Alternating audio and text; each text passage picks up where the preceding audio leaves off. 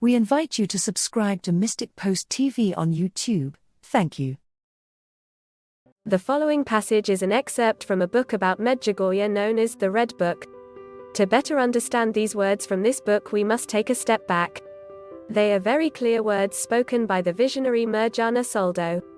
Like all things said about the Queen of Peace, they cannot be erased, and they are an integral part of the mystery of Medjugorje. Afterwards, I spoke with the visionary, Mirjana, who repeats again, this period is the period of graces. When many graces are given, it is the period of conversion. The second period will be a very painful purification process that will be for all humanity, and at the end of this process Jesus will come and the visible sign will appear. I asked the seer how she feels. On the one hand, she feels sad, and on the other hand, she emphasizes that we must be very happy, if we know what awaits us. This life has value. During an apparition on November 2, 1985, the priest saw Mirjana lowering her head. She was very sad, with eyes full of tears. After the apparition he asked her, "What was it? Why were you so sad?"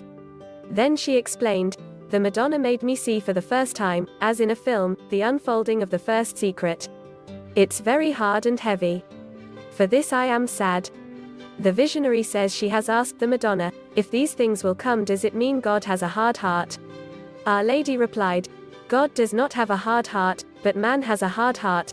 Look around you and you will see how many sins there are, and you will then understand." Afterwards, I spoke with the visionary, who repeats again, this period is the period of graces.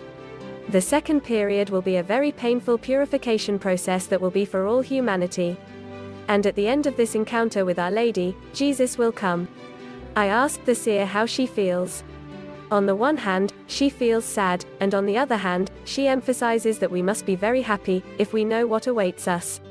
This life has value, but in the face of eternal life.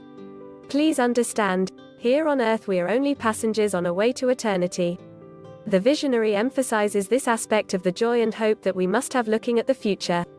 As you know, Our Lady sends messages to all of us. Our Lady says precisely that every day we should be in holiness, obedience, God's goodness, to make us more beautiful and more ready for the coming of the Lord. This moment of crisis in all humanity is a very favorable moment for us Christians to discover God. It is indeed a grace to discover God. I truly tell you, blessed are you if you have suffering. But blessed not you with suffering, but blessed are you if you discover God and eternal life in your sufferings.